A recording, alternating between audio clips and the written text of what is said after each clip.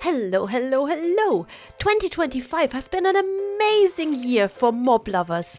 We've had 4 different updates and each one added more adorable creatures to the game. Let me introduce you to all 14 of them and tell you everything you need to know about them. Are they useful? Are they dangerous? Are they any good? Let's find out.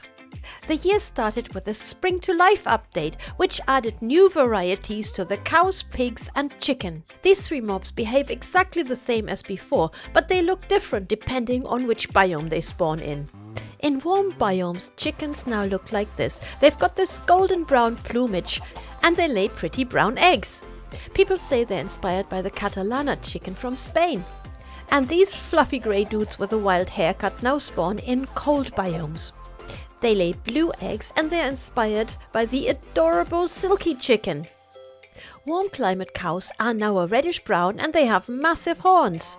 The Texas Longhorn is just one example of a variety of cows from hot climates that look like this. And this adorable shaggy cow now spawns in cold biomes. It's based on the Scottish Highland cow and it's got to be my favorite because that's where I live. But come on, it's also the cutest, right? In warm biomes, pigs now look like this, and people say they are based on the red river hog from Africa, but I can't quite see the resemblance myself.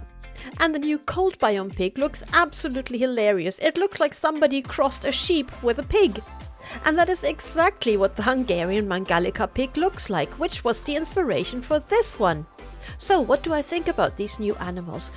Well, it's only cosmetics, but it does add variety to the game. I love exploring, so when I come across all these different animals on my journeys, I really enjoy it. The next update happened in the summer and it was called Chase the Skies.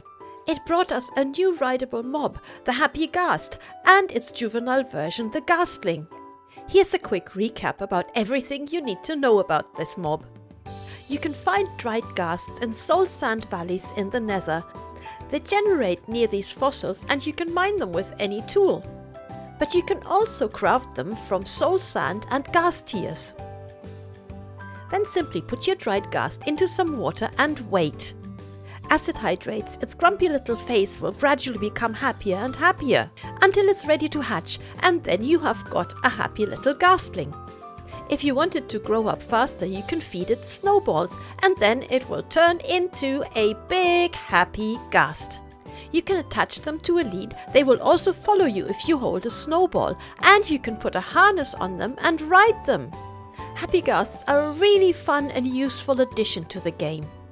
You can use them for building things that are high up in the air without needing scaffolding. You can attach boats and other mobs to them with a lead and then transport your stuff. This is such a cool way to move your mobs. And there are a few other cool things that you can do, but I'll make a separate video about that later. I love the Happy Ghast, but I have 3 tiny complaints about this mob. Number 1, it is very, very slow. I would love it if we could apply a speed potion to this mob. Number 2, it's very tall. You can't jump off without taking a bit of fall damage. Number 3, it's meant to stay really close to you, but actually it doesn't. And even with a snowball in your hand, it's sometimes still too far away to be able to jump on or attach a lead. So yeah, there's me. It's as close as it will get, and I can't actually hop on board. So all in all, a great new addition, but there are still some minor tweaks that would make it better. And all of a sudden, it's autumn and we have the Copper Age update. And the Copper Age brings us the adorable little copper golem. This is a mob that doesn't spawn naturally, you have to make it yourself. Just take a copper block and put a carved pumpkin or a jack-o'-lantern on top and bam, you get one of these little guys. They even come with their own free copper chest. The idea is that you dump your stuff into the copper chest and the little guys will look inside it, take the items out and then move it to a chest that you already have that's already got one of those items in it. In theory, this sounds like an amazing early game item sorter. In reality, what ensues is a lot of frantic and largely pointless activity because each golem only checks up to 10 individual chests before they completely forget which ones they've checked and then they start all over again. They're a bit like hyperactive toddlers with dementia. and like unsupervised toddlers, they have a tendency to wander. Their search radius is 32 blocks in every direction, so my copper golems frequently end up placing stuff in my neighbors' houses. Yeah, I'll never find those pumpkins again. And that is why my copper golems are now grounded. Because if you don't wax them, they eventually oxidize and turn into copper statues. You can scrape off the green with your axe and even reanimate them that way. But while they're fun for about 5 minutes, I prefer mine like this, as a statue. You can pose them by right-clicking on them and they make really cool decorations. Nice try, Mojang, but I feel this new mob is a bit of a gimmick. And that, my friend, brings us to the last update of 2025, Mounts of Mayhem. There are 5 new mobs in vanilla gameplay available now. Let's start in the desert and meet the camel husk and the parched. The camel husk is a zombified camel that spawns in the desert and the mesa at nighttime. It always has 2 riders. There is a husk with a new spear in the front, and behind it is a parched with a bow and arrow. The husk has been in the game a long time. It's a desert zombie, but the parched is new. It's a desert skeleton. And it shoots arrows of weakness. Let's switch to survival and see what it's like moving through the desert at night now. Oh dear, I have met them straight away, and yes, they are definitely not rare. They're all over the desert. The desert is crawling with these creatures. And I didn't have to go far before I found some of these camel guys. And yeah, if you are in early game and you haven't got good gear, then this undead duo is pretty deadly. The long reach of the spear and the arrows, I mean, yeah, it's really hard to kill them, so yeah.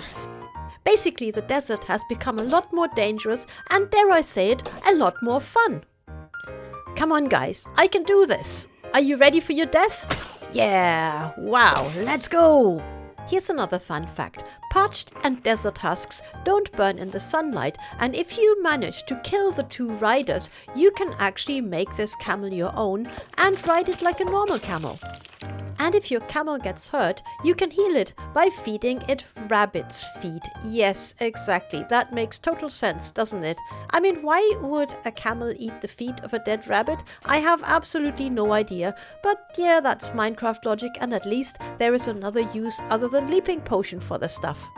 So overall, I would say the more adventurous players will really enjoy the new desert mobs.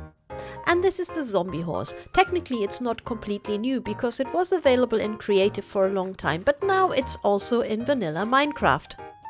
You can saddle and ride it like a normal horse, and it doesn't even drown, but it has one massive drawback. As soon as the first rays of sunshine hit your horse, it's gonna burn to a green crisp. Yep. So you're not gonna keep that horse for very long, or you're only gonna ride it underground, or I don't know, it's got a pretty limited use, hasn't it? And on top of that, zombie horses seem to be pretty rare. I've been flying all over the place for quite a long time and I couldn't find a single one of them. 50% of zombies riding a chicken are now meant to spawn in riding a zombie horse. So they really are super rare, and I ended up having to use my creative powers to make a zombie horse, so you could at least see what it looks like.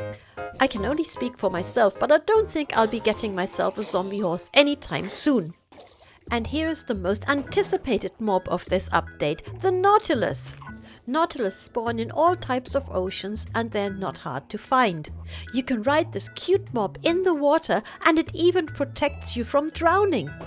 But before you can ride a nautilus, you need to tame it, and for that you need pufferfish. Nautilus can be put on a leash, like a horse, so I've tied up this one, and now I'm going to give it some pufferfish and tame it. 1, 2, oh, that was quick, we are now friends! And now I can put a saddle on it and ride it exactly like a horse. It can also dash forward like the camel, so if you press the spacebar and then let it go, it just shoots forward a bit. You can also remove the saddle again using shears. And if you want to take your nautilus into battle, you can put armor on it. There, I've got a golden nautilus. You can get nautilus armor in all sorts of varieties. But unfortunately, you cannot craft nautilus armor. It is only available as treasure loot. And here's another fun Nautilus fact. Nautilus love any kind of fish, in a bucket or raw. So if you hold some fish, they will follow you. And if you feed them some fish, they will breed. Ping! Oh look, it's a baby Nautilus. How cute is that? But now for the bad news. Nautilus don't go into boats. And when you take them out of the water, they actually take damage. They die of dehydration. Oh no! You also can't put them in a bucket. Apparently they are too big. When you right-click them with a bucket, you actually land on their back and ride them. So although Nautilus are super cute and fun, there is a big problem. You will never ever take them over land. As soon as they leave the ocean, that's it, game over. So you have to go over land and tame yourself another Nautilus. I predict a high demand for pufferfish in the near future. And finally, here's a mob that is so rare I had to spawn one in for you because I couldn't find it in survival. This is the zombie Nautilus. It is meant to spawn in with a trident throwing drowned on its back. And I'm actually quite glad that it is rare because that is quite frankly a terrifying thought. Once you've killed the drowned and tamed your Nautilus, you can just ride it like an ordinary Nautilus. It just looks a little bit moldy.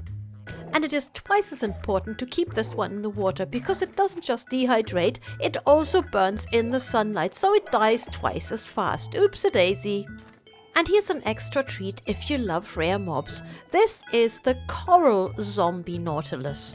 If a zombie Nautilus spawns in a coral reef, it looks like this. How fun is this colorful character? I really want one now. So when our SMP has upgraded to the latest version, I will make it my mission to find one of them. And that's it, all the mobs added in 2025. I wonder what the next year is gonna bring. Are we gonna see more mobs, or is it gonna be more blocks? Or maybe we will finally have that end update, who knows? You can always hope, right? So, have a hippy dippy day and a very happy 2026. Bye bye!